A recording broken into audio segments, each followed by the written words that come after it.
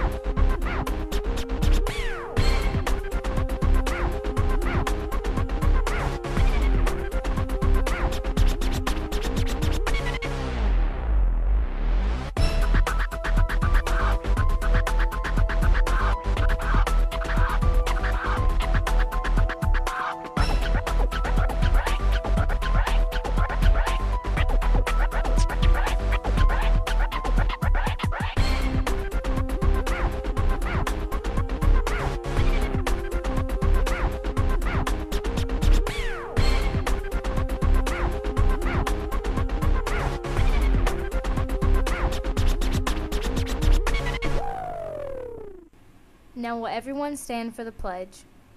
I pledge allegiance to the flag of the United States of America and to the republic for which it stands, one nation, under God, indivisible, with liberty and justice for all. Now will everyone bow their heads for a moment of silence?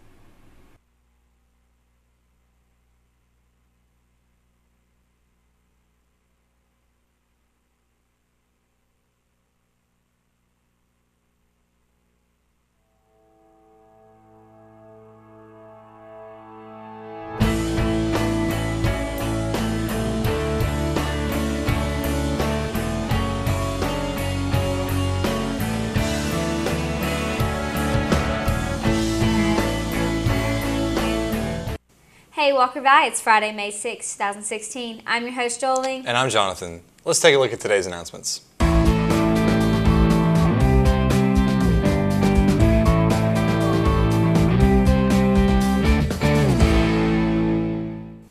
The speech and debate team is looking for new members for the 2016-2017 school year.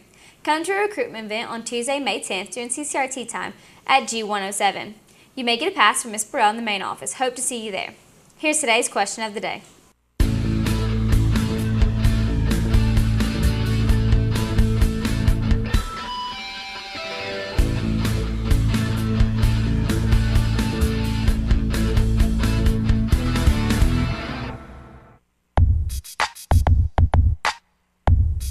Alright, my favorite question of the day was, what's your favorite dance move? And I'm going to do my favorite dance move.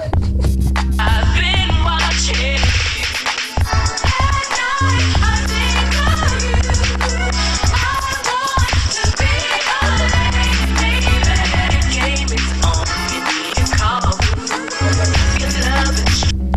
We don't watch the spill.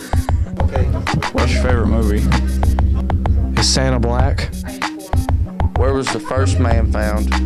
Would you rather be ugly and live a really long life, or like gorgeous and live for a year? Just because my answer. I like, what would you do if you had $1 million for a day? What would you do for a Klondike bar? My favorite question of the day was, where was the first man found? First man found. First man found. First man found. I don't remember all the questions. My favorite question of the day was, of course, this question, because this is the best. Okay, hey, it's my birthday, and my favorite question of the day was when they asked what was our favorite movie. My favorite question of the day is this question, and what's your favorite movie? My favorite question of the day was, who's your favorite rapper? Shout out to Papa Murphy. Celebrity look-alike. My favorite question of the day was when they came in the classroom and asked, who wants to do question of the day? Papa Murphy.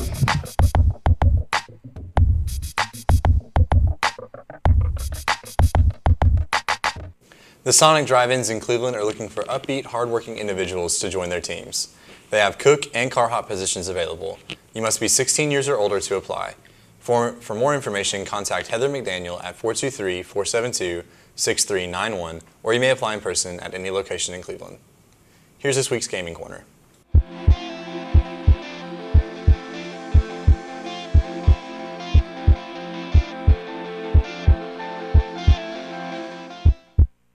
Hello, and welcome to this year's final Gaming Corner. I'm your host, Hunter, and today I'll be showing you all the biggest games coming out for summer break.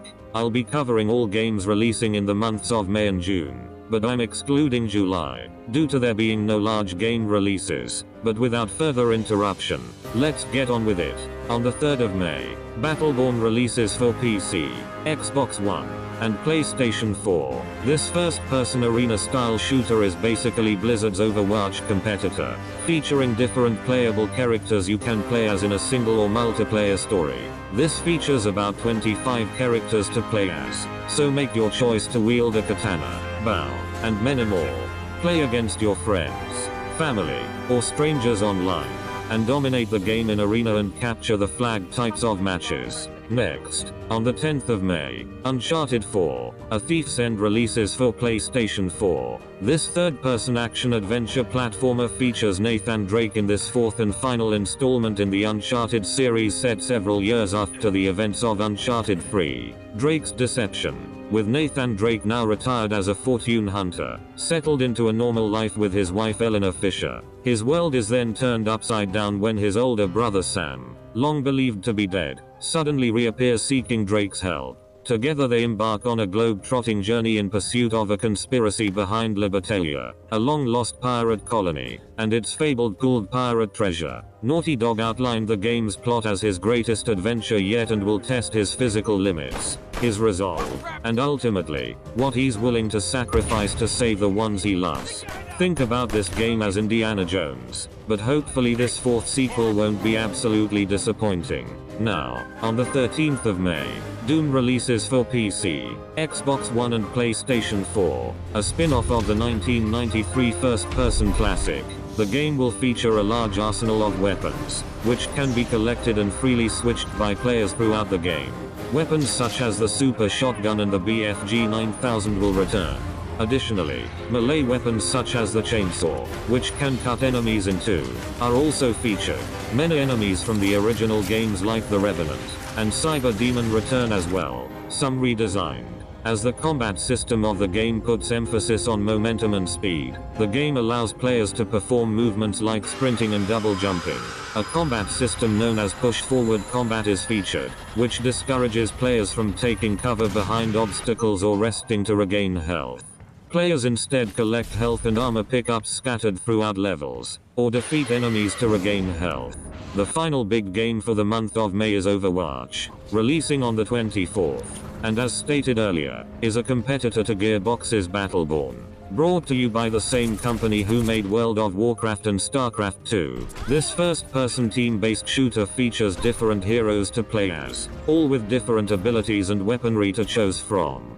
Play on 6 vs 6 player teams and fight to score points to help your team reach victory. Now, June's first big game release is Mirror's Edge Catalyst, also known as I'm going to watch he doesn't jump off a ledge, do a sick roll, and land on my feet but then jumping off and shattering my shins on the bare pavement and get hospitalized.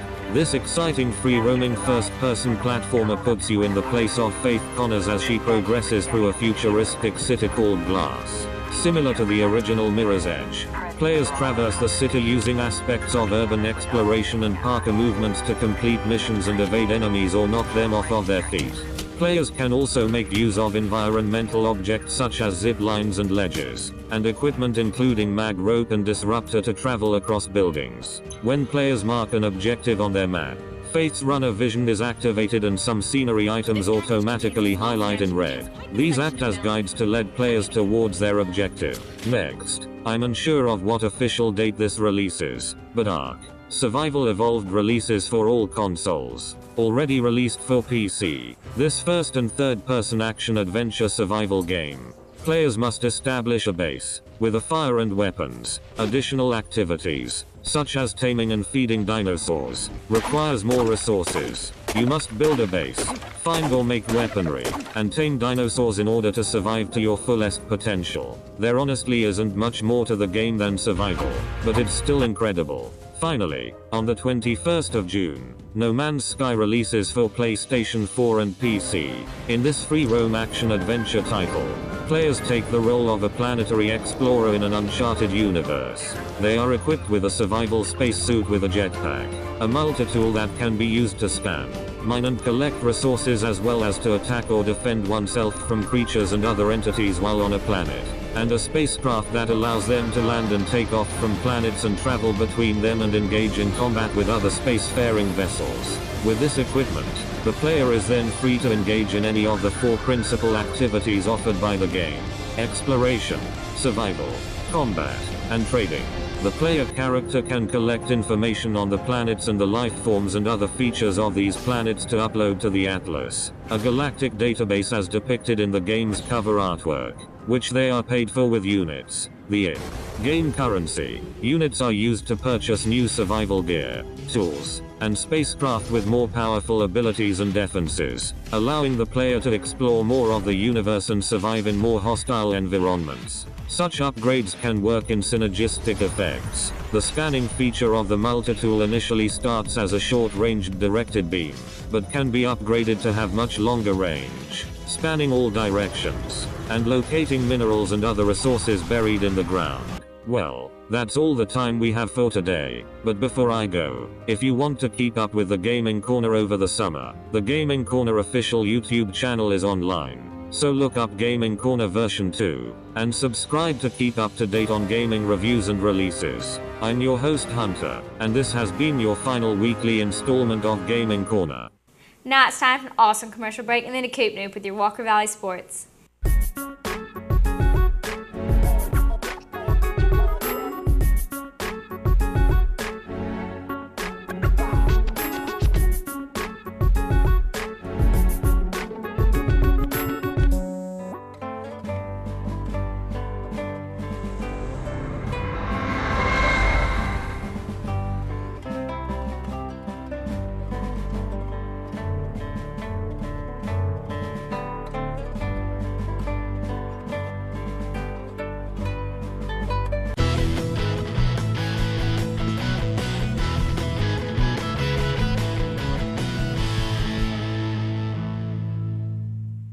The word of the day is Marguerite Chouassus, resembling mother of pearl.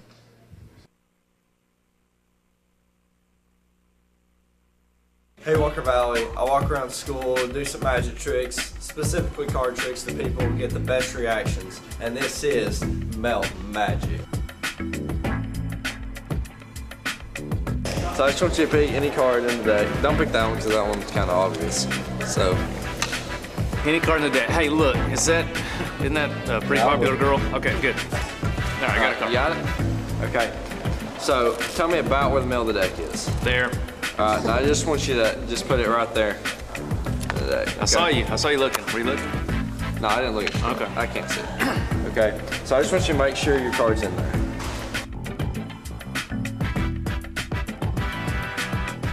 Yeah, it's in there. You see it? Yep. There's a period in college when I made a living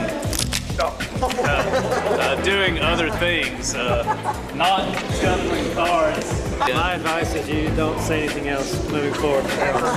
Now I just want you to shuffle them again.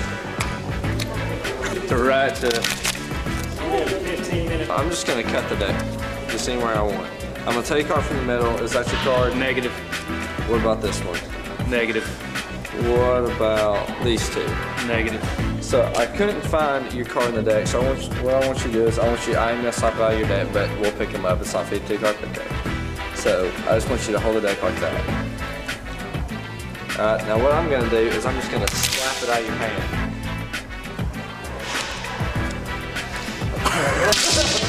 Hey, that's pretty good, son. What? Shoot. What are those? You still recording, mate? You're gonna clean it up, all right? Yeah.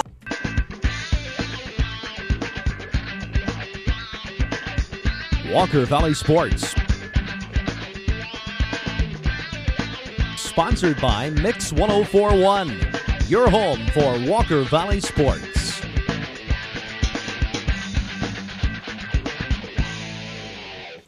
Hey Walker Valley, I'm Cooper here with your Walker Valley Sports. Let's take a look at this week's Spill Center. What's up, everybody? Welcome to this week's Spill Center. This is our last one ever as seniors. We've enjoyed it. It's been my favorite thing about the Spill, but we're just going to talk about the NFL draft a little bit. What were some picks that maybe surprised you or you liked or didn't like? I thought the Cleveland Browns had a surprisingly really good draft because they normally don't. They normally have the front office is just awful. But they picked up some really good players in this draft. Emmanuel Ogbah in the second round, I really liked that pick because he was a premier pass rusher in this draft. Really kind of flew under the radar the whole draft. And their first selection was Corey Coleman. I really loved watching him at Baylor, and he was a fantastic receiver. And he should help that Browns offense, but who knows how that quarterback situation is going to work out. But I really liked what they did, even in the later rounds, stealing guys like Scooby Wright III, who has had injury problems, but he was an All-American, fantastic player for Arizona. And they picked up Ricardo Lewis, another good wide receiver, and possibly a project quarterback in Cody Kessler out of USC. So they had a really good draft potential-wise and some players that have already been established. So I just feel like the Browns are going to find a way to make it not a good draft. Oh, yeah. Those They're players going to squander it somehow. But, I think that's pretty good. I liked what the Dallas Cowboys did in the draft this year, which you expected from them because Jerry's front office. Jerry's going to find a way to make it happen. But I think you look at when they got Ezekiel Elliott, which is kind of a surprise there, and then getting Dak Prescott really late, which was a good pickup for them, and he could potentially be good in the NFL.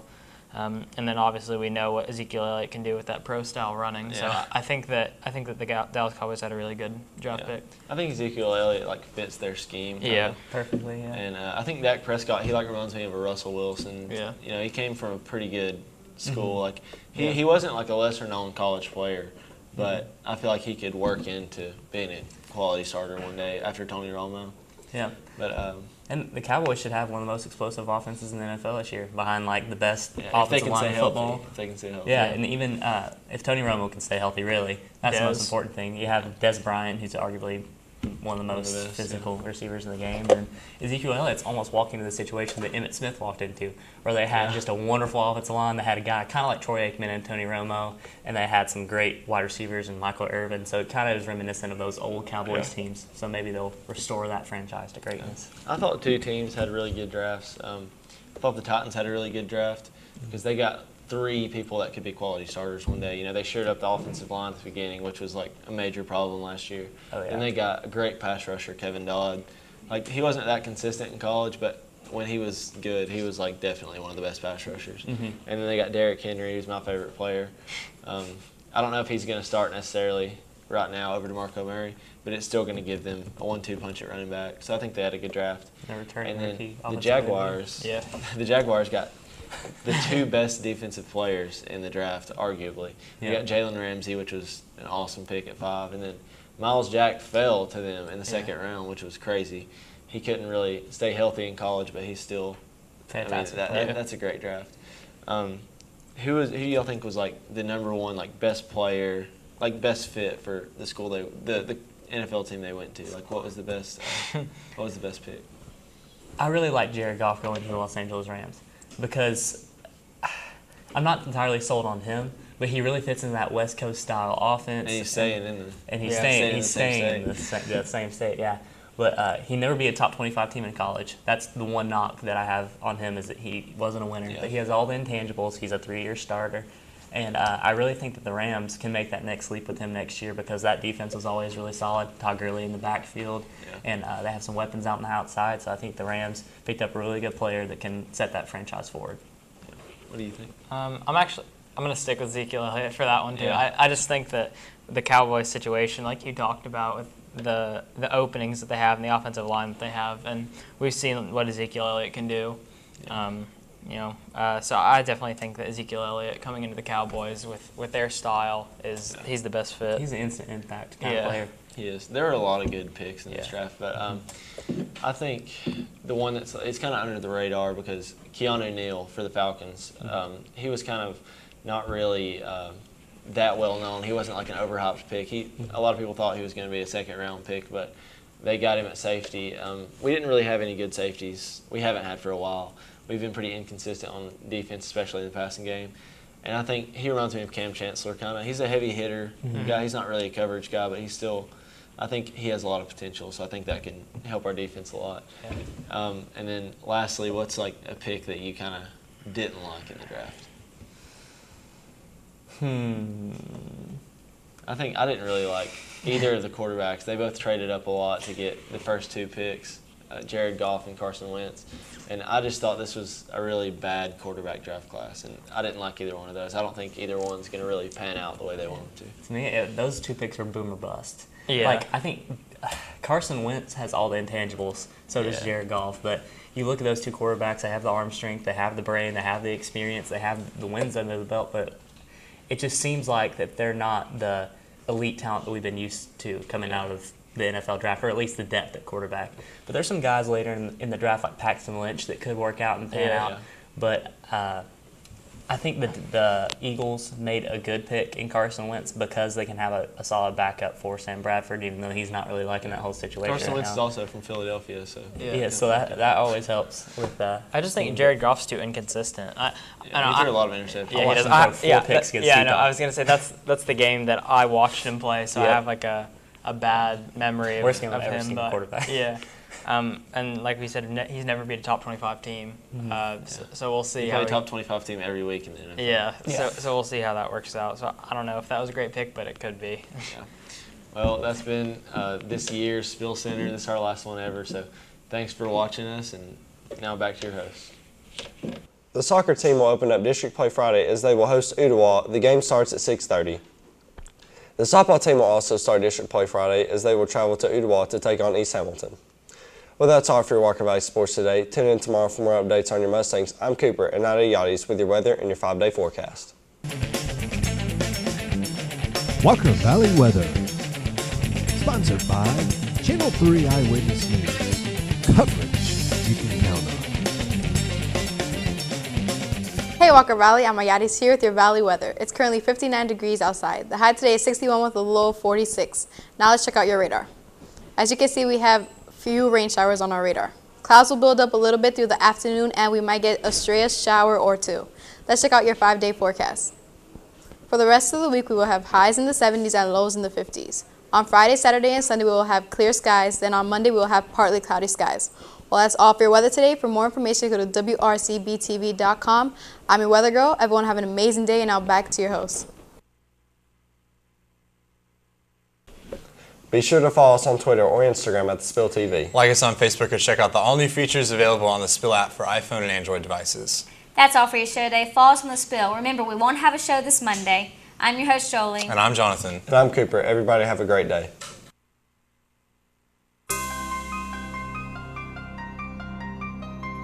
Ladies and gentlemen, stand up, bow down, salute to the dying, salute, yeah, hey, I don't know.